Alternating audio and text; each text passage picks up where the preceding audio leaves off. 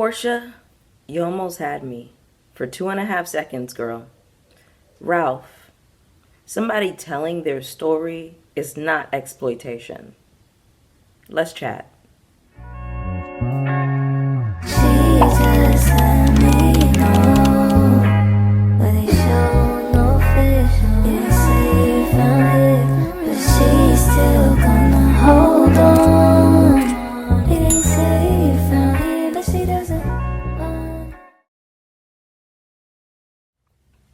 What's up, everybody? It's your girl Bonnie Scotch. Thank you so much for tuning into my channel today. I wanted to bring you some side commentary as it is related to Real Housewives of Atlanta. Baby, when I tell you I am about to milk this season because it has been so cute for my channel. So cute. Shout out to Atlanta. All right, now we have a couple of things going on here in the comment section. Ralph and Porsha in Dennis McKinley's comments. All right, so it looks as though Drew posted a picture on her Instagram. She tagged Dennis in it. He's kind of, standing there. She has her arm on his shoulder. ATL Media Tour at Dennis McKinley. So they did Streets 94.5 with Young Jock. They also did Hot 107.9 Morning Hustle and Rolling Out.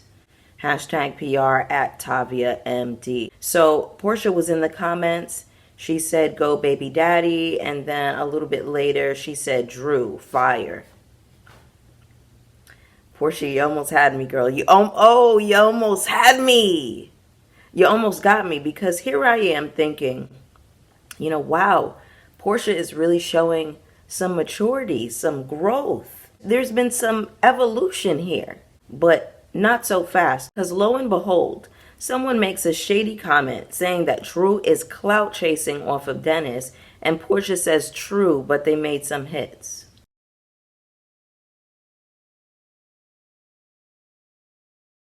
Here's my thing. I have some questions. How can Drew be clout chasing off of Dennis when we have only known Dennis as the hot dog man? Who even knew that Dennis was doing music? Not only that, didn't Dennis approach Drew to make music with her? So wouldn't he be clout chasing off of her? Because we're not going to sit up here and play on Drew's name. Drew Sidora was Drew Sidora before we knew who Dennis McKinley was. So what are we saying here? I want things to make sense when it concerns Porsha. We don't get that a lot. We get a lot of nonsense. Here's my thing too. If you are saying Drew fire emoji and you're saying go baby daddy and it looks as though you're being supportive, why can't it just be that? Why does it have to be this shady, underhanded comment? Like, you're saying slick stuff in the comments, right? To me, that's evil eye. Like, you could just keep it. You could just say nothing. You get what I'm saying? So I'm just like, I hate when people do that fake support. Like, it's just not real. It's not based in anything real. Like, you're doing it just to do it. You're doing it actually to save face. But underneath it all, there's really some shade and some other type of nefarious energy. These bitches don't support me. These bitches are waiting for my motherfucking downfall, bitch. But I would never motherfucking fall. They waiting for my downfall, bitch. But I would never fall, bitch. 10 years motherfucking strong in the motherfucking game. The only. I don't give a fuck. Not only that, in the same way that Porsha is benefiting from using Drew as her ambassador for Go Naked Hair, is the same way Dennis McKinley is benefiting from doing music with Drew. It's not just that Drew is benefiting from this. It's a partnership. That's how partnership works. It's never a one-sided thing. If I go to somebody and I want to collaborate with them, it is going to be beneficial to me in some way. Obviously, I see that person as somebody who can help me, or as someone who's valuable. Do you think that if Dennis McKinley put out an album with just some random nameless girl that none of us knew, that we would pay attention to the album? No, it's Drew Sidora on her platform on Real Housewives of Atlanta with Porsha's baby daddy, who we had no idea he did music. We had no idea that he had the ability to executive produce an album. And now we know. We know that Drew is very talented. And we know that Dennis is very talented as well. And sometimes you need to be in a situation where it's like not a whole lot of fanfare, because didn't Drew say herself that she's trying to make it work with all kinds of different producers from Atlanta and it just never works? Sometimes the energy is just there, it's proper, and it works.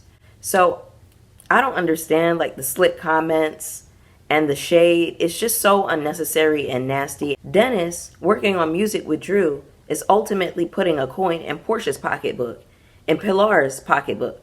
So what are we saying here? Next up, we have Ralph crashing out in Dennis's comments. Now, there's a promo picture that Drew is using to promote Delulu, holding up a newspaper. Beware of cheating, like that whole kind of thing. Like extra, extra, read all about it. Man cheating. Here's what Ralph had to say about it. Yo, you wild for trying to exploit me. Didn't you cheat on Porsha while she was pregnant? Y'all gonna make me turn up in a minute. Is that a thinly veiled threat? I don't do well with thinly veiled threats. I need you to state your intentions. Number 2, didn't you cheat on Porsha while she was pregnant? What does that have to do with the price of tea in China? We're talking about you, sir. You see how narcissists like to deflect all the whataboutisms? This is not about Dennis right now. We're not talking about Dennis. If Porsha wanted to put out an album talking about how Dennis dogged her out, she can go ahead and do that. But that's not the subject at hand. Yo, you wild for trying to exploit me. Hey, here's the thing. Somebody telling their story is not exploiting you. Somebody getting $1 for their pain at the end of the day is not exploiting you. When you mistreat somebody, you can't be upset that you're the villain in the story that they're telling. I want people to understand this too. When you do your dirt to people, when you talk greasy to people, that is your legacy. I feel like a lot of people feel like their legacy is their business and their children, these material things that they leave behind. No, that is not your legacy. Your legacy is the way you treat people, number 1, and number 2, how you make people feel. Full stop. Ralph's legacy is cheating and running the streets in Tampa. His legacy is stalking Drew and putting tags and trackers on her car. It's watching her, putting up cameras in the house, surveilling the family. Unhinged, deranged business is Ralph's legacy. Because guess what? We have all seen what you do. And she's smart for turning her pain into some type of art. Textbook narcissism. You treat somebody poorly, and then when they speak on it, all of a sudden you're the victim. I went off on my little tangent, okay? But let me finish reading the comments. Y'all gonna make me turn up in a minute. Dennis said, invite me on the podcast. I guess we overdue for a convo. Ralph said, done. Let's make it happen soon. Dennis said, let's do it. Yes, I did cheat, ... And he added Porsha. At Porsha for real, don't even bring that up no more. What day we doing it? Fire emoji. I'm sorry, that's so funny.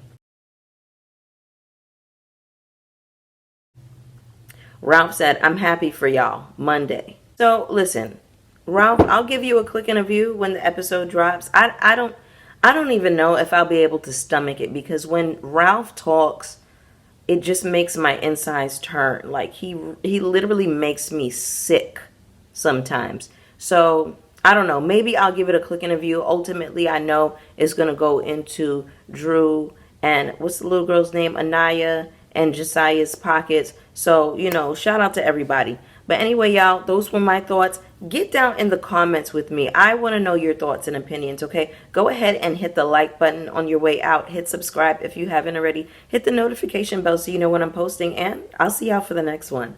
Peace. Come on.